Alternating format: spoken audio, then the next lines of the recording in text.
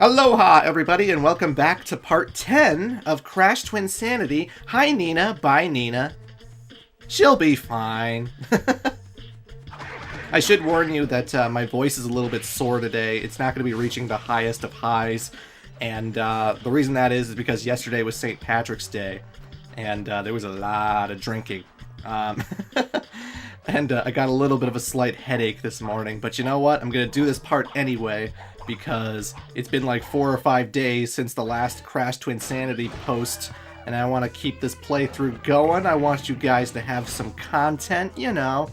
And just because my voice is a little sore and my head's a little sore, doesn't mean that my audience has to be sore with boredom. Yeah. But anywho, we are in a segment very similar to the gameplay that we saw in part 2 when Dr. Cortex got chased by a whole bunch of bumblebees.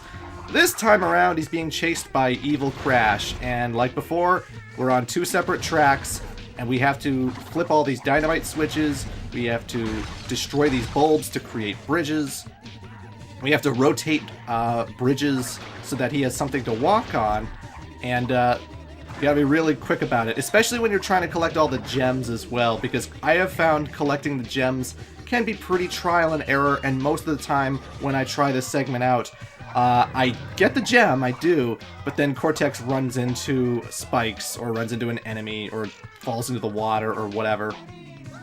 And it's very strict timing, Luckily, if you collect a gem and then die, you keep that gem. So like when you respawn, you don't have to collect it a second time. So I'm really thankful for that design, because the next one coming up, the second gem in this whole entire segment, really specific timing, really strict. But yeah, I mean, it's pretty much just like it was in part 2, only slightly harder. You do have to run ahead and make sure that Cortex has platforms to run on, that he has a bridge to walk on. When you rotate the bridges, you just have to wait until Cortex is in the middle when he's not actually on the walkways, because if you spin it the wrong way when he's still on it, he'll be running the opposite direction of where you want him to go, and that's where Evil Crash can kill him. Oh, and this part's actually a big trick. So that last exclamation box that will fill in those transparent spaces with parent boxes, you don't want to flip it, because if you do, Cortex runs right into those nitro boxes, and you want him to dip underneath to completely avoid that death. This gem is very specific timing. I had to grab it as fast as I could, and if I didn't, Cortex would run into that spike block thing, but luckily I just destroyed it in the nick of time, and I was just like, woo! Hey, I think this is the first time I ever got both gems in one run without dying.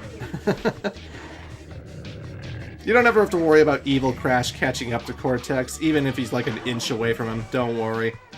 Cortex just always manages to outrun Evil Crash no matter what, but you'll need to run ahead, make sure that Cortex has bridges to walk on, and bridges to go to, you know? But yeah, nothing I can't handle, Where you going, Evil Crash? Come along! But Cortex, why did Evil Crash run? I want to know where he went. So let's investigate where Evil Crash went, and check out his little corner here, and oh, look at that! A pink-colored gem. No, is that a clear one? Clear or purple? I don't know. I think the alcohol gave me color blindness as well. I'm kidding, I can see all the colors of the rainbow, but yeah, folks, yeah. When we look to our right, this is the big bad evil twins' lair. This is their big HQ. This is where they're hiding out, and this is also the final area of the whole entire game. I know, we're getting super close to the end of this thing, but we still have a few more gems to collect in this area, because like before, every area has 6 colored gems. Well, we have 3, so there must be 3 more we still have to collect. With this segment, they actually have like these little rotating switches to rotate the bridges, just like when Cortex is being chased, but I don't actually touch them because slide jumps can make the balls go exactly where you want them to go, so I just slide jump it onto the bridge, and then I slide jump it into the switch, which will deactivate the force field. And because the gravitational pull is so good, I'm generally going to land it exactly where I want it to go. So, yeah, not too bad, not too shabby. With this, there's transparent blocks in the water. How do you fill in those transparent blocks? Well, there's an exclamation box right here. Just don't touch the nitro, obviously. Then you hop on these blocks to get to the middle platform, which has a ball or bomb, and then you spin it across the water like one of those skipping stones, just like in Insanity Island. And then we just run it into all those nitro boxes, and that will lower them so that we can bounce on them and reach another colored gem. Booyah! It's a little trial and error, but I got it. I gotcha. There's no puzzle I can't do. There's actually 2 exits right next to the Evil Twins' lair. You'll notice there's a portal on the right, and to the left is a cave. The cave will take you back to the first area where the Energon balls were, where all the puzzles were. The part we just started from in this very part, you know. After the snowboarding. But if you go into the portal, you'll go all the way back to Dr. Cortex's lair, and with Dr. Cortex's lair, you can go back to the regular dimension and get out of the 10th dimension. So there's a lot of places you can go and backtrack to if you want to explore all the other places you've been to and recollect all the gems you've missed. So it's very considerate with its open world design, you know? If you want to go back to Cortex's lair, go in the portal on the right. If you want to go back to the first part, just go on the pathway to the left. But we got all 6 of the gems in Bandicoot Pursuit. There's only 6 more gems left in the game. There's only 1 more area left in the game, ladies and gentlemen. And that is the Evil Twins' lair. Oh, and look, Nina caught up. Good for her. Victor and Moritz's stronghold of evil. This is where we wrong the rights and sweep the past under the rug. Hey guys, wait up. Wait up, wait for me. Oh, the door's closing behind you. God damn it. These Cortexes, man. Always running off without me, leaving me alone to fend for myself in these evil lairs. I mean, come on. Actually, that's totally fine with me because Crash Bandicoot's platforming in Twinsanity is so good, and this final area is really fun to play. But this final area is called Ant Agony, probably because all of the Evil Twins minions are ants, which again reminds me of the original antagonist that Twinsanity was supposed to have. I mentioned this before, but the game was supposed to have a different villain, or at least another villain alongside the Evil Twins, which was this ant leader, this ant warrior guy who all these ants followed the orders of, who was like really gigantic. In some of the concept art, he was supposed to be like 4 or 5 times taller than Crash, and he was just this big, evil ant guy. For whatever reason, they scrapped that character completely, which always, I find that fascinating in hindsight. You know, when I'm looking through the concept art and I'm looking through all the ideas that they had for this game, why did the ant leader get scrapped but all of his minions stayed behind so that they could serve under the Evil Twins? I don't know how that works. I don't work at Traveler's Tales Oxford Studio. I don't have the inside scoop, but I always wonder what that character would have been like had he appeared in a different version of Twinsanity, in an alternate timeline, let's say, where Twinsanity was much, much different from how it is now. But we got a whole bunch of ant enemies to take out in this place. We have fire-breathing ant enemies who showed up in the Evil Crash Cortex chase. They shoot fire out of their mouths, and you gotta be careful because they can knock you into bottomless pits really easily. We still got the ants with the lightsabers / stun batons, and they still take 2 spins to take out. You got the drill guys who drill underneath the ground or try to rush you, so you'll need to get out of the way of that. And we also have jetpack ants this time around that will fly up and try and chase you, and trying to spin jump into them can be a little bit tricky, and they also take 2 hits to kill, so you'll need to watch out. Now with these platforms here, these purple platforms will like disappear after a while as soon as you stand on them. As soon as you reach and contact with them, they'll start fading away, so you can't stay on them for long. And because of the way they move around and stuff, you actually have to pay attention to the pathways and make sure that you actually have somewhere to go, you know? Like, you might want to pay attention to how all the platforms occasionally get spaces, you know? It'll do like 2 or 3 purple platforms, then a space. Then 2 and 3 purple platforms, then a space. Because you don't want to have to keep moving, and oh no, you fell because there was no opening. Oh god. And now we come to these color-coded platforms where, like, they always go red, green, blue, yellow. Red, green, blue, yellow. Red, green, blue, yellow. And those will be the only platforms there that you can actually jump on.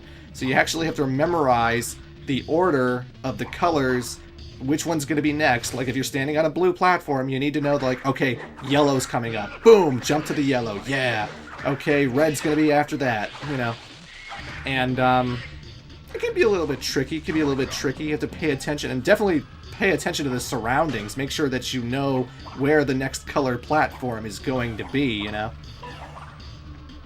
Also, there's a weird video encoding issue going on with this footage. I don't know if this is going to stay this way when I actually render it for YouTube, but when I was playing the game, the platforms looked fine. The platforms were just doing their transparent thing. But when I actually looked at the footage, and I was like editing this stuff, and now I'm talking over this stuff, I noticed that like the colors would sort of disappear. Even though when I was playing the game, I could still see them. But like sometimes the colors just disappear because it's doing like this transparent flickering thing, right? And when it does this flickering thing, for some reason my computer can't render that appropriately unless I'm recording in 60 frames per second, and I'm sorry, but I'm not recording in 60 frames per second. That would require a lot of horsepower from my computer, and I have a very crappy computer. So that's why I don't record things in 60 frames, because it drops frames anytime I attempt it. Every time I try to do it, it just can't do it. And the file size gets double the size, so it would take me like... What takes me still, like, 2 or 3 hours to upload a video. Yes, the Twinsanity part takes me 2 or 3 hours to upload with my internet connection. That would be 4 or 5 if I were to upgrade to 60 frames. So I do with what I can, and I apologize that I'm not a professional YouTuber who's got the bestest, greatest, most amazing HD 1080, 1440, 60 frames, 4K... kind of presentation. And oh god, I friggin' flamethrower ants. What ant can shoot fire out their mouth? I know there are fire ants, but they don't actually shoot fire. Either way. But I'm just warning you that, like, sometimes you'll look at the platforms and Crash will be standing on nothing. He'll just be standing on air. But I am standing on a platform that's flickering on screen when I was recording it. But for some reason, when I rendered it, the flickering doesn't show up. So it just looks like I'm standing on nothing. This happened to me a lot with older Let's Plays when I was doing, like, Mega Man games. Because Mega Man games are filled with all kinds of flickering things. So, like, you'd be attacking bosses, and then they go into a transparent invulnerability state after you shot them. But their body's flickering after it happens. So then... the boss would just sort of disappear, and it wouldn't be until like a 2-3 seconds later when their invulnerability period ended that they would actually show up because the flickering was finally stopping, you know? So, I haven't had that happen in a Let's Play in a long, long time, and not since the early Mega Man days that like flickering limitations screwed up my video. When I was looking at the footage, it was fine. I didn't see Crash as standing on nothing. That's weird. But, yeah. I really like this final area, though. Aside from, like, this bit that I just entered right now, where I have to kill all these ants in order to get rid of this force field for the next button I need to stand on. The platforming in this area is great. I really love that segment where all the purple platforms were coming from, like, 4 different directions, and you had to hit all 4 of those orbs. I love the color-coded stuff where you have to memorize red, green, blue, yellow, red, green, blue, yellow. I think that stuff is really tight, really fantastic. And as final areas go, I think Crash Twinsanity actually has a pretty good one. You know, For all of the rushed problems that Twinsanity has, for all the dropped concepts that they didn't implement, you know, I'll admit this game feels a little bit rushed, and it certainly doesn't feel that complete. But when this game is going, when this game is actually doing its platforming thing, I think this game is satisfying as hell as a platformer. I really love how Crash moves on screen. I love how he responds to your analog stick, to your X button presses. Crash Bandicoot handles really, really well in Twinsanity. I think there's one thing Traveler's Tales Oxford Studio did right. They made Crash's movement in Twinsanity so freaking good. So here you see, the colors are still the same. It's still red, green, blue, yellow, but the blocks are a lot farther apart this time around. So I had to, like, jump over blocks to get to green. So, like, it went red, blue, green, and I was like, well, blue's not next. Oh, shit! Double jump to green. Yeah! Sneaky, sneaky, these platforms. Sneaky, sneaky. But it's good stuff. With this Switch, the purple platforms go back to the way they came, so like, you wait for them all to reach their destination, then you start doing the platforming, you know. There are ants who will try and throw bombs at you. All you really need to do is wait for them to start throwing it at you, and then just move casually out of the way. Spin into them, and you're good as gold. Good as gold, I say. I have 83 lives. I swear this game is challenging. If you give this game to, like, your 5-year-old nephew, your 10-year-old cousin, whatever, they're gonna have trouble with Crash Twinsanity. This game is not as easy as I'm making it look. This can be a pretty tricky platformer, but a very satisfying platformer to overcome when you actually handle all these enemies and platforms effectively, you know. I love me a good platformer, and Twinsanity, it's not just the humor that makes me like this game. It's not just the fact that they make Dr. Cortex a really fun character or whatever. I actually really love the platforming. I think what they do with how you navigate the Academy of Evil, you know, jumping from place to place, dodging the acid and stuff, that gear room that was in the iceberg laboratory where you're scaling up this big ice structure. I live for this kind of platforming, and this is one of the reasons I come back to Twinsanity every now and then, because it's really fun to dodge these lasers, to know when to double jump, know when not to double jump. It's just, such tight control, such tight precision. I really, really like it. Yes, I do. So even beyond the humor, I would recommend Twinsanity just for platformers' sake. Now you get these platforms out there, but they're still color-coded, so as soon as it hits yellow, then I go for red, then I go for green, then I go for blue, and you gotta memorize the timing of it too. You don't want to jump too quick, because then you'll still fall into a bottomless pit. Don't want to jump too late, because then you'll drop right where you're standing. And yeah, ladies and gentlemen, with that gem I just picked up, that is all of the gems in Crash Twinsanity. I got all 24 in Insanity Island. I got all 24 in the Iceberg Laboratory. I got all 24 in the Academy of Evil. And now I got all 24 in the 10th dimension, in Twinsanity Island. That is every single gem in the game, ladies and gentlemen. So we can check out all of the extras later in an extra video. And that Spyro trailer. Spyro trailer? What the hell? What is it with Crash and Spyro? Whatever. Maybe I'll show off that Spyro trailer later. Our percentage says 90%, but if we want to get 100%, we still gotta beat the final boss of the whole entire game. So come back, folks, when we end Crash Twinsanity. Till then.